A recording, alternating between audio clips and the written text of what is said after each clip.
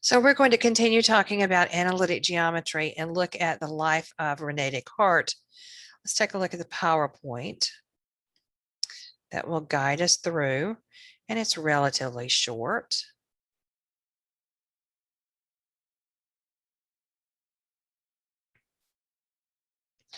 All right, this is a really famous picture of René Descartes that you see all over the place. It's even used on stamps, and of course he was a hero of France, and so this is his likeness on a French stamp. He again is one of the three main French mathematicians at the time, known as the French Triumvirate, lived from 1596 to 1650. So he died pretty young. He was only 54 years old when he died. His most famous book, the Discours de la Méthode, was his philosophy book, and he was a philosopher. He was one of the greatest philosophers of the day, is known as the father of modern philosophy. So if you take a philosophy course and look at modern philosophy, look at the history of it, you're going to talk about Descartes. In this book, he wrote, each problem that I solved became a rule which served afterwards to solve other problems. So he sees connections between math and philosophy that other people don't see. So one affects how he sees the other one. With me, everything turns into mathematics. And you may think that sometimes about yourself, that you see math in places that other people don't. It's not enough to have a good mind. The main thing is to use it well. If you would be a real seeker after truth, you must at least once in your life doubt, as far as possible, all things. This is a really important statement that really kind of gives you insight into what he was thinking about and kind of what guided him through philosophy, this pursuit for truth. And this is what made him a little bit, made him a lot controversial. His search for truth and his belief that truth came, that you could identify truths in the real world. They didn't necessarily come from your faith or come from religion, but they were out there. And he said, I think, therefore I am. Where would I find truth? Well, I would find it in myself. Where's another place I find truth? I find truth in mathematics. I know that's true. I know that that's where I could start. And cogito ergo sum, I think, therefore I am, is one of the most famous phrases in the history of philosophy. That's in Latin, by the way. He was born on March 31st, 1596 in Descartes. Well, that's the name of the city now. When he was born there, it was called La Haye, and they have renamed it Descartes. It is in central France, south and to the west of Paris. I mentioned he's the father of modern philosophy. He is a co-inventor of the Cartesian coordinate system. He's the one who gets credit for it because he wrote the book. Yeah, the founder of analytic geometry that makes that connection, that bridge between geometry and algebra. Wrote the book I mentioned a minute ago that had 3 appendices. First one on optics, and then meteorology, and then mathematics. And we have seen so often mathematicians who are engaged in other academic pursuits. Optics and meteorology are the 2 areas of science that he was working on. La Géométrie is where he presents his Cartesian coordinate system, his ideas related to that coordinate system. After he was born, he was educated at a Jesuit college from the age of 8 until about 16. While he was there, let's see, 1596, or yeah, 16. While he was there, he was typically in poor health. I mentioned this earlier. And so he was allowed to remain in bed and to stay in his room until about 11 o'clock. And that's when he would join the other students in the classroom.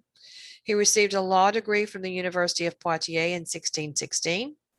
Studied math in Holland for 2 years, and joined the army. He's not the kind of person you would expect to join the army, but he really did join the army to see the world.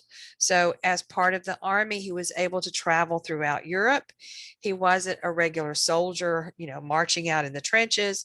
He was traveling with the army as an academic. traveled throughout Europe, but then in 1628 settled in Holland. France was a very Catholic country, and his ideas ruffled the feathers of the Catholic Church.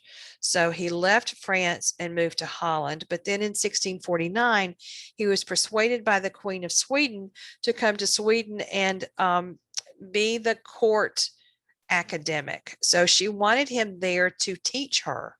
She not only wanted to bring academics and bring ideas to Sweden and make it an academic center, but she wanted to grow herself. She wanted to learn things. And so she brought in some of the famous minds at the time to teach her. And one of those was Descartes. So when she brought Descartes in 1649, came all the way to Sweden from Holland. Remember, he's not in the greatest health. He didn't last very long there. He arrived in 1649 and he died on February 11th in 1650. He lived close to the palace, but the queen was a person who wanted to get up early in the morning. She was totally the opposite from Descartes. She was an early bird. She wanted to get up and start the day at 5 or 6 in the morning. And so she expected her teacher to be there with her. So he would have to trudge over to the palace bright and early in the morning in order to work with her and teach her. He wrote that winters are so harsh there that men's thoughts are frozen here. He didn't think very highly of the academic status of the people there, their scholarly pursuits, and he died of pneumonia in Stockholm in 1650. When he died, remember, Stockholm is in Sweden, it's in Northern Europe, it is a Lutheran country, Protestant country, not Catholic. He was a Catholic. He was buried not in a church cemetery because he was not Lutheran. He was not buried on holy ground. So several years later, some of the Catholic people in France went to Stockholm and dug him up. And they brought his bones back to France. He was just about to be buried in the church in France when the funeral was stopped. And the priest said, no, we can't do this because he doesn't believe in the faith. He doesn't follow the faith that the geocentric model of the universe. So the Pope will not allow us to bury him on hallowed ground. He was buried in a different place. You know, he was moved around a lot again, just like Galileo. Eventually, he was buried in a church in France.